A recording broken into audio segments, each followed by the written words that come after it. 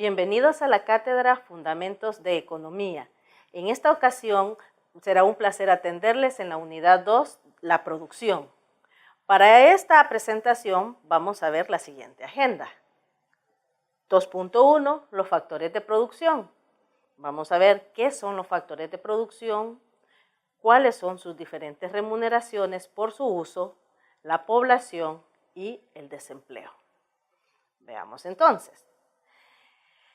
Los objetivos son identificar los recursos que participan en el proceso productivo denominado factores de producción, identificar la importancia de cada factor en el proceso productivo y reconociendo su contribución, determinar la clasificación de la población desde la óptica económica y, por último, conceptualizar lo que es el desempleo y su clasificación. Veamos los factores. Primero, vamos a definir qué es producción. La vamos a entender como la unificación del trabajo humano y los recursos disponibles, conocidos como medios de producción. Entre los factores de producción vamos a tener la siguiente clasificación, según Rossetti: tierra, trabajo, capital, capacidad empresarial y tecnología. Factor tierra. En su sentido más amplio se refiere a todos los recursos naturales que podemos extraer de la misma. Para eso lo vamos a clasificar en recursos, dentro de ellos recursos suelo, que son aquellos que están sobre el manto de tierra y que son generalmente vegetales y animales, que son originarios de cultivos y originarios de crianza. También tenemos el subsuelo, en el cual es la capa más interna en la tierra y que ahí se albergan diferentes minerales, los cuales podemos clasificar como metálicos, como hierro, ¿verdad? Y no metálicos, rocas, piedras preciosas, el petróleo, etc. Dentro del subsuelo también está el manto freático, o sea, aquellos mantos acuíferos que están ya filtrados bajo la tierra y pueden ser ya de consumo humano directo. Vamos a tener también la clasificación de agua, que son aquellos elementos líquidos sobre la tierra que podemos clasificarlos en océanos, mares, ríos, ¿verdad? Y que no tienen ese filtro de consumo directo humano, por ejemplo, el agua del mar, que sí nos sirve para otros elementos, obtener otros recursos dentro del agua. Por ejemplo, tenemos los productos marinos, pero en sí con ellos no podemos hacer un trato directo en el consumo humano. Debemos de tener cierto procesamiento. La pluviosidad y clima se refiere a las condiciones climáticas que tienen ciertos sectores en la Tierra. No todos tenemos las mismas características climáticas, entonces aquí en la pluviosidad vamos a tener que unos lugares llueve más, vamos a tener unos recursos diferentes que otros lugares en donde no se llueve. Y el clima, que lo vamos a entender como los cambios de temperatura que también influyen en el proceso productivo. La flora y la fauna. En este caso estamos hablando ya de los resultados que se obtienen, ya sea del suelo, del agua o del subsuelo, en el cual la flora y la fauna son los productos generadores o materias primas directas que podemos utilizar para los procesos productivos. Y también tenemos los factores extraplanetarios. Bueno, y eso es del factor tierra. Sí, porque aun cuando no está dentro del globo terráqueo, sí afectan directamente el sentido de poder utilizar esos recursos. Por ejemplo, tenemos el calor solar, del cual podemos utilizar esa energía para hacer procesos productivos, para generar energía mecánica u otro tipo de energía que nos puede ayudar. Otro factor también puede ser el espacio sideral, en el cual nosotros, en muchos países ya desarrollados, extienden sus satélites. Vamos a ver las condiciones de este factor. Son condiciones positivas y condiciones no tan favorables en el uso de este factor. tenemos que para poder utilizar positivamente el factor tierra, debemos de tener un conocimiento humano sobre qué es lo que conviene utilizar y qué es lo que no. La disponibilidad de la exploración. Tenemos muchos recursos que quizás no son conocidos y que podemos utilizarlos y tal vez que sean mucho menos dañinos que otros recursos que se están utilizando actualmente, por ejemplo, o más baratos. Por ejemplo, tenemos el uso del petróleo, que es la generación de energía, pero que tiene consecuencias negativas y podemos utilizar otros recursos naturales. Por ejemplo, dentro del subsuelo hay elementos de, por ejemplo, tenemos el gas que nos podríamos ayudar para poder generar energía. Avances sobre nuevas fronteras, también podemos tener un condicionante positivo sobre este factor. Los procesos de renovación y reposición, vamos a tener que estos recursos naturales se clasifican en recursos renovables y recursos no renovables. Entre los recursos renovables son aquellos que podemos reponer a corto plazo, por ejemplo, los cultivos, los vegetales. En cambio, hay recursos en los cuales su reposición o renovación no dura un plazo pequeño, sino que son años y años de reposición. Volvemos con el petróleo. Para unas gotitas de petróleo, pues ustedes saben que su insumo para poder ser transformados se hace de miles de años de transformación de ese producto. El reciclaje es un factor o una condición positiva que debemos aplicar para el uso del recurso natural.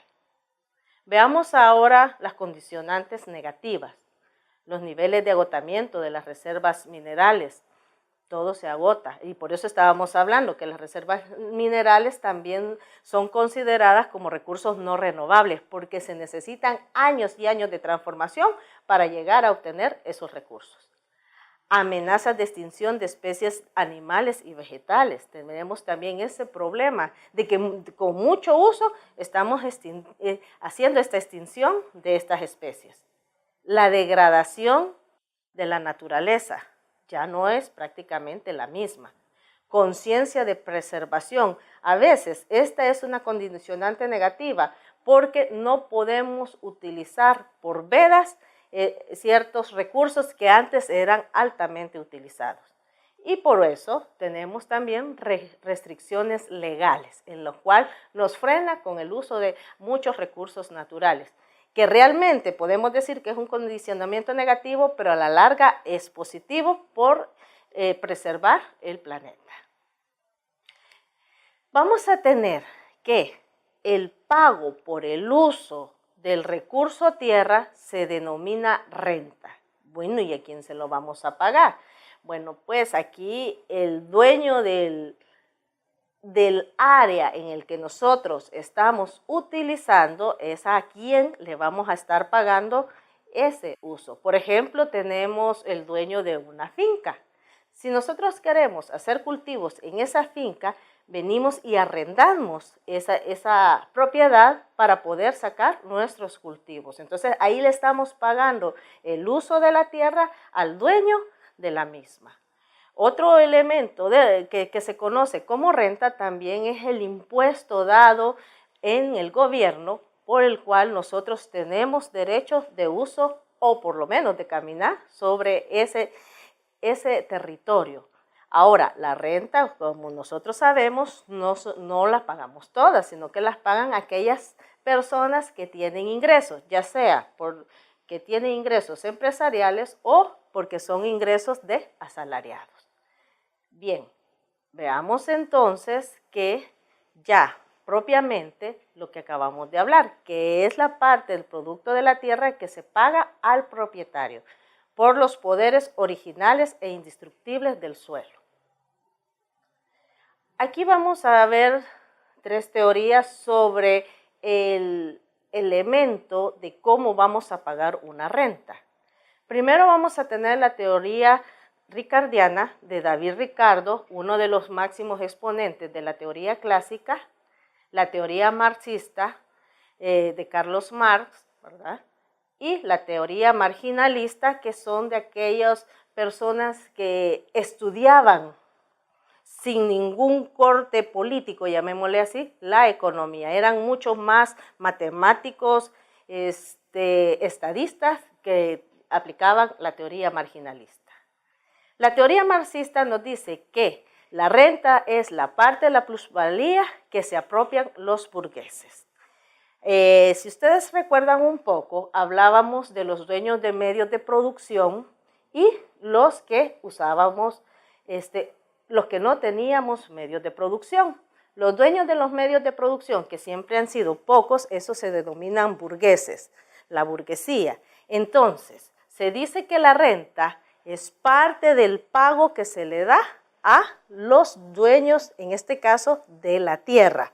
Esta palabra plusvalía más adelante la vamos a ir definiendo mucho mejor. Marginalista. Ellos nos decían de que la renta es la relación entre la demanda creciente de tierras para poder ser utilizadas y ser explotadas y la oferta estática. Como sabemos, pues ya tenemos un territorio definido y no va a crecer. A lo sumo se va a ir degradando. Entonces, por eso los marginalistas decían que esta relación, por ser una alta demanda y la oferta estática y hasta cierto punto con tendencia a disminuir, hacía que el valor de la renta fuese elevando con el tiempo. Y la teoría ricardiana nos dice de que la renta debe de ser pagada de acuerdo a la calidad de la tierra. Si teníamos una tierra altamente fértil, entonces el pago de renta debía ser mayor. A medida iba perdiendo fertilidad esta tierra, entonces el pago de renta lógicamente iba disminuyendo. Y en las tierras infértiles, pues la renta no debería de ser pagada. Bueno, pues entonces estas son las teorías que se tienen con respecto al pago del uso de los recursos naturales que hemos hablado anteriormente. Lógicamente, en estos tres corrientes económicas estamos hablando más que todo del trato de los cultivos, porque acuérdense que aquí estamos hablando de los años 1700, 1800, en estas 2 décadas se hablaba de que el motor económico de toda la población era la agricultura. Bien, hoy veamos el factor trabajo. En el factor trabajo lo vamos a definir como las energías físicas y mentales del ser humano empleadas para producir bienes o servicios. Bueno, el producto en sí lo vamos a clasificar en 2 formas. En los bienes, que son aquellos tangibles que los podemos adquirir a través de una compra directa y satisface directamente una necesidad. Y el servicio, que no es tangible, sin embargo, se puede identificar como parte de la mejora de la calidad de vida de las personas.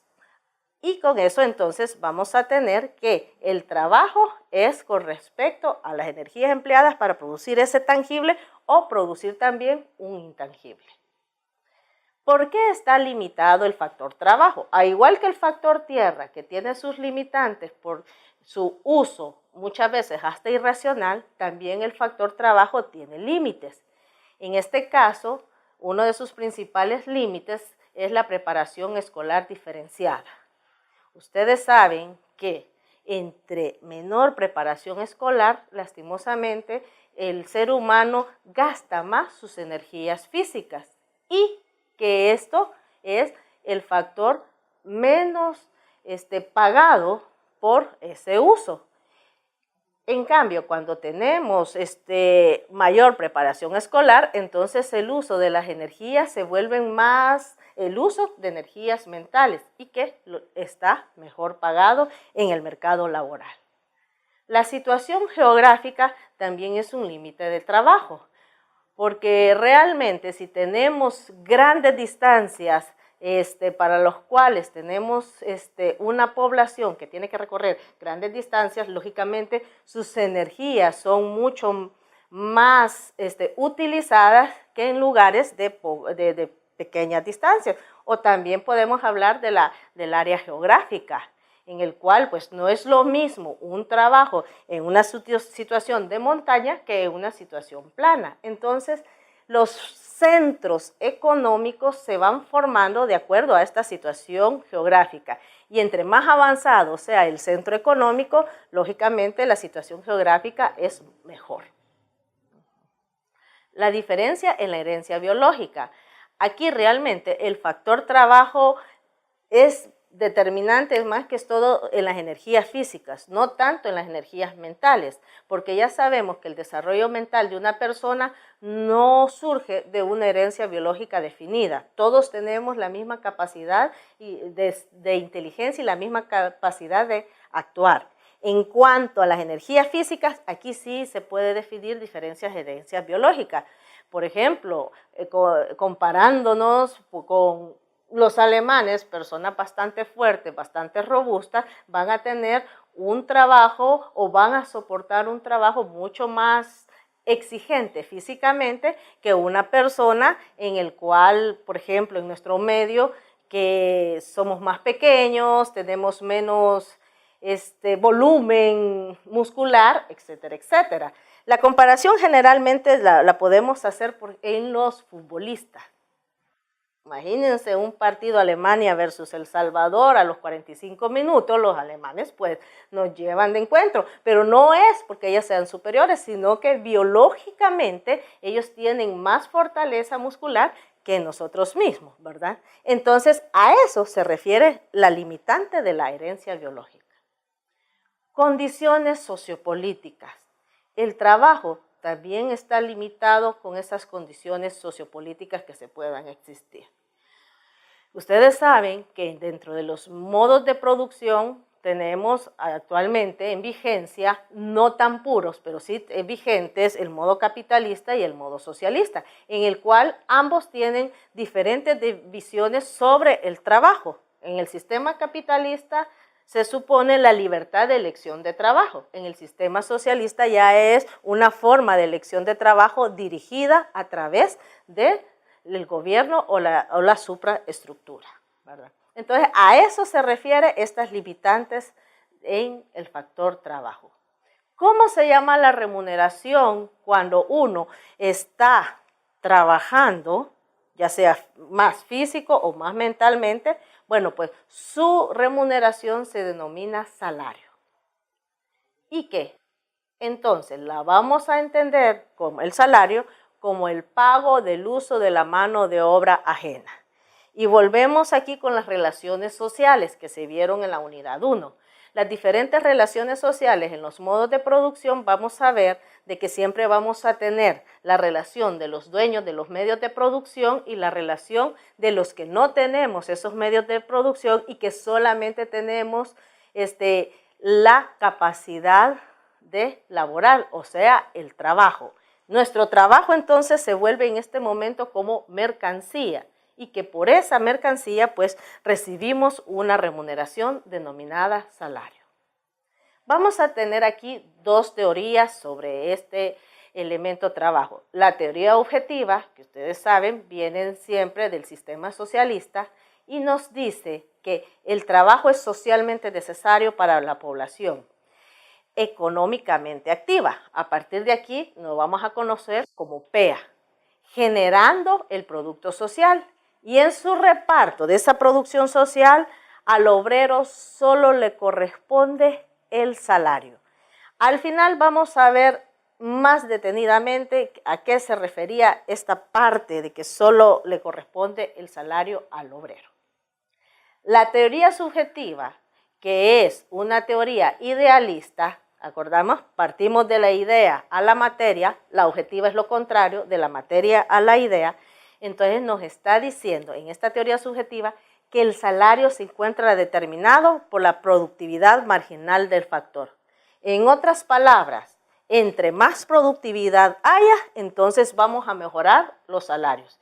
Si la productividad es baja, el salario lógicamente va a ser bajo, según esta teoría.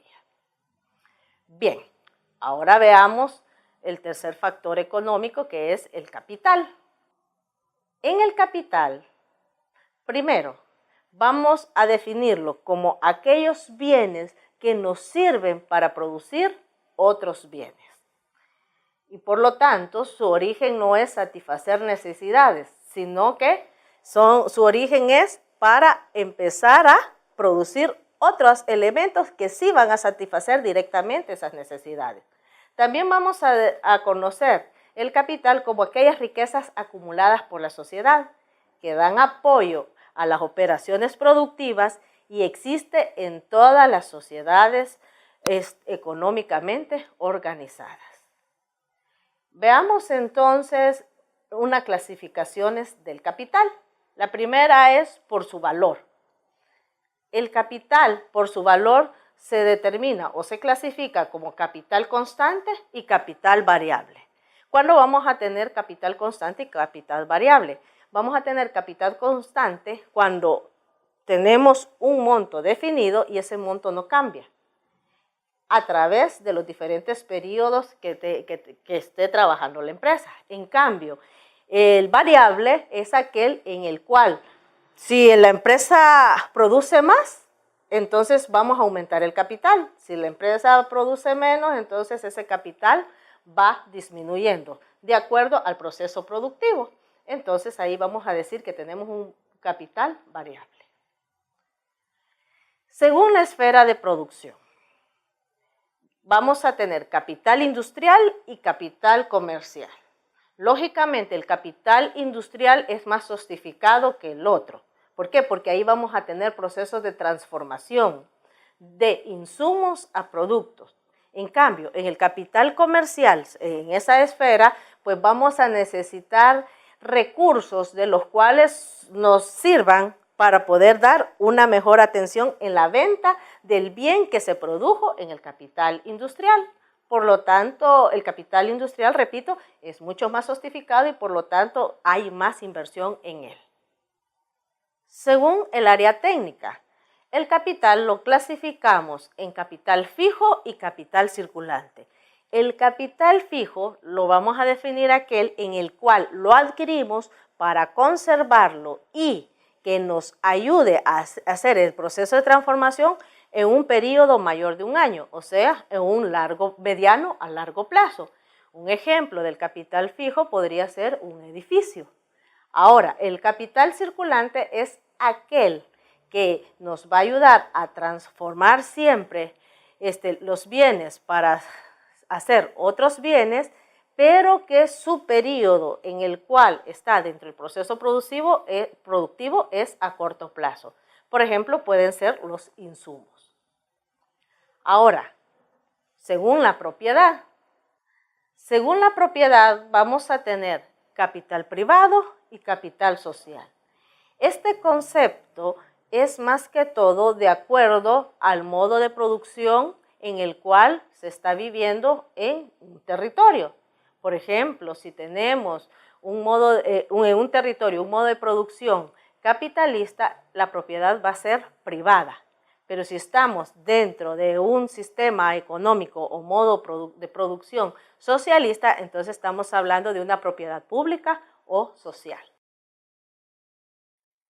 Según su acumulación, el capital lo vamos a definir como capital bruto y capital neto.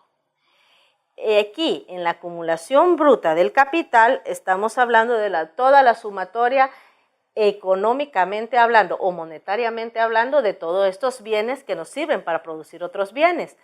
Pero el monto va un monto total.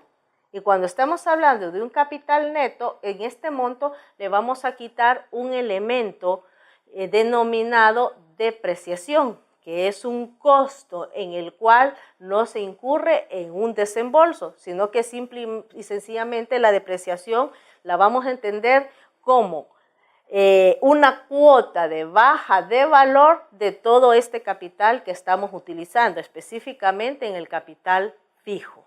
Entonces, cuando le restemos la depreciación, vamos a entender entonces como capital neto. Si el monto de acumulación del capital suma la depreciación, entonces estamos hablando de un capital bruto.